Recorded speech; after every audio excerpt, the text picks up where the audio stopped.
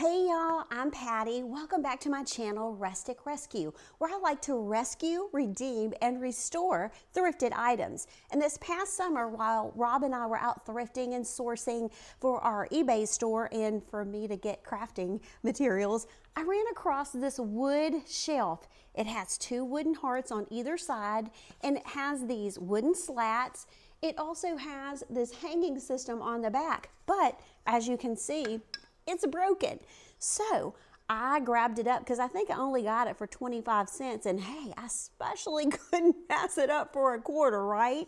So I have in mind to make 3 different projects from this broken wooden shelf. And I'm just curious, when you're out thrifting and sourcing and yard sailing and you run across things like this that are broken, do you snatch them up or do you pass them by? Drop me a comment, let me know. I really hope that the ideas I have in mind for this are gonna work out. So let's find out. So to begin, I started by taking apart the entire shelf. Once everything was disassembled, I was left with 6 small wooden slats and 2 wooden hearts. And already, my mind was spinning with ideas. For the first project, I decided to work with one of the wooden hearts. I started by giving it a really good sanding, just to clean everything up and smooth out the surface. Once I was happy with that, I sealed it with 2 coats of shellac and set it aside to fully cure. I pulled out my Sweet Pickins milk paint in the color Pantry door. If you've never worked with milk paint before, it comes in a powder form and you mix it with water, usually a 1-to-1 ratio. Since this was a smaller project, I used 1 tablespoon of powder and 1 tablespoon of water and gave it a really good mix, and then I let it set for a few minutes to thicken up.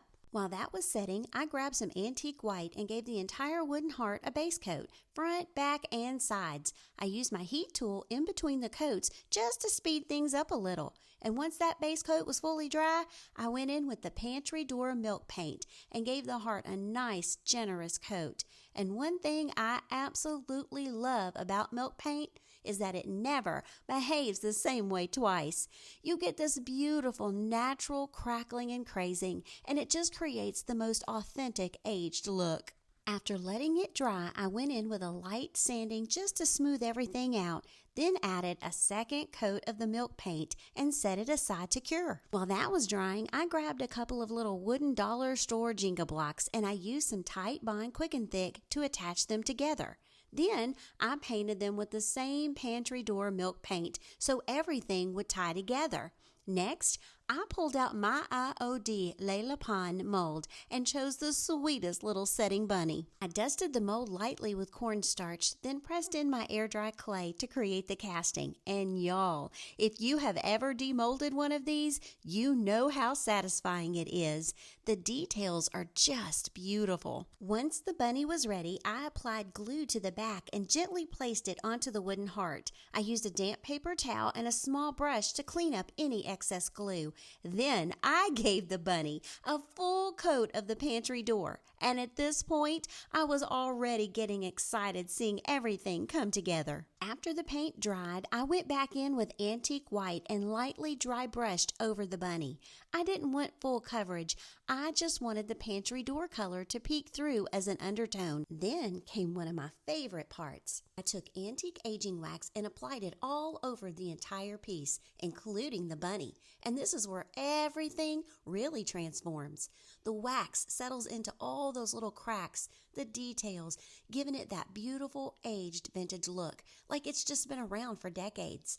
I wiped back the excess with a cloth and then went in again with a dry brush of antique white. I also applied the aging wax to the Jenga blocks, then attached them to the back of the heart to create a little stand. To finish everything off, I sealed the entire piece with Fusion Tough Coat in matte. And I have to say, at this point, I was already so excited about how this first project turned out.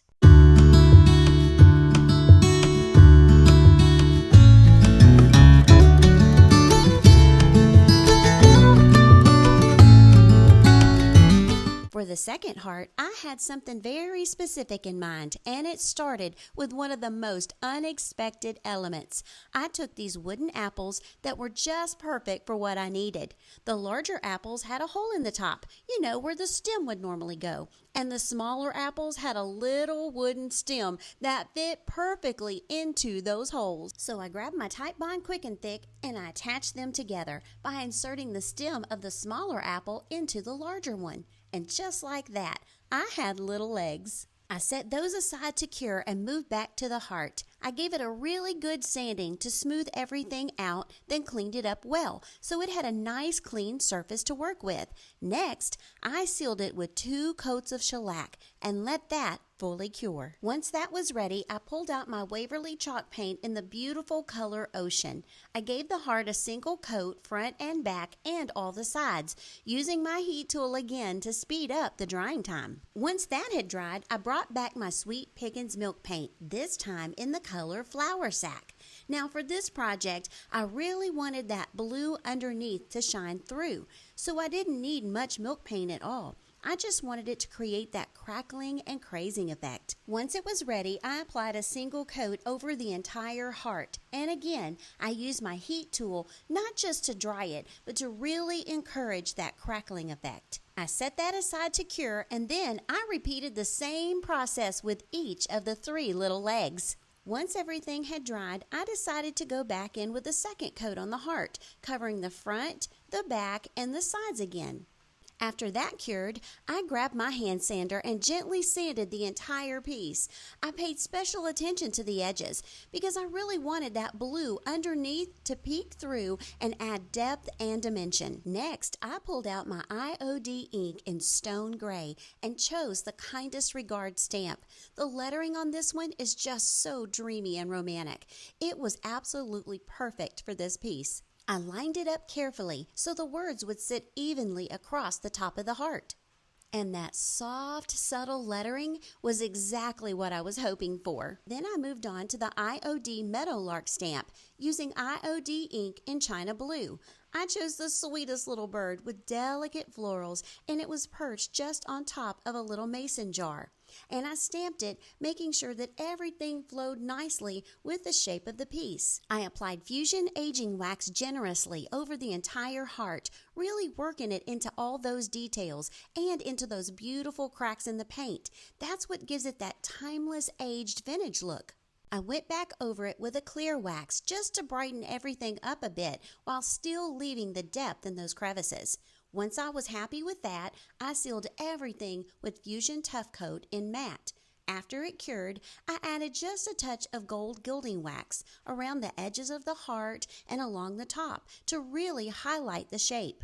I repeated the same detail work on the legs as well. Then finally, I attached the legs to the bottom of the heart using the old faithful Type Bond Quick and Thick. And I have to say, I could not be happier with how this piece turned out.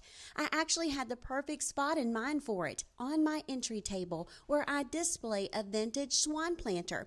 And because of the shape, this little riser fits perfectly right into the corner, and it showcases this piece perfectly.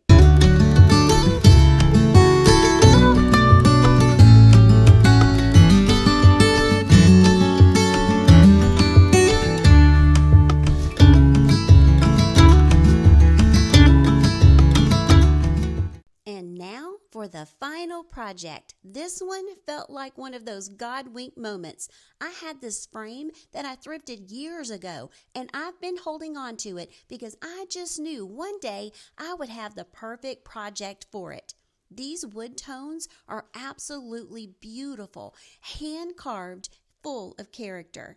And when I looked at these wooden slats, I realized they were the exact same tone. They matched perfectly. So I began by measuring the inside of the frame, and I removed the metal backing pieces. Then I measured each of the slats, and y'all, it worked out so perfectly. I was able to get 2 pieces out of each slat. Next, I used my mini cut-off saw and cut each of the slats down to fit those measurements. Then, I grabbed some painter's tape and I taped off the inner edge of the frame. I flipped the frame over and applied Tight Bond Quick and Thick all the way around the inner ledge. Then I began to place each slat one at a time, fitting them snugly into place until the entire frame was filled. And I have to say, they look like they belong together all along. I flipped the frame back over, then I took Miss Lillian's No Wax Chalk Paint in antique white and I lightly brushed just over the slats. I only did one coat because I didn't want full coverage. I wanted those natural wood tones to still shine through. After that, I removed the painter's tape and moved on to one of my favorite parts. I pulled out my IOD transfer by any other name and I started selecting all the little elements that I felt would flow beautifully together. A sweet little bird, some delicate florals, a bit of script, a bouquet of roses, a butterfly, and a bee, and just a touch of greenery. Then I began applying the transfers, and I have to say, I've worked with a lot of transfers, but IOD is truly a step above. They just melt into your project and make everything look so seamless and so professional. Once everything was in place, I sealed the entire project with Fusion Tough Coat in the mat. And just like that, this final project came together, and it did so in the most beautiful way.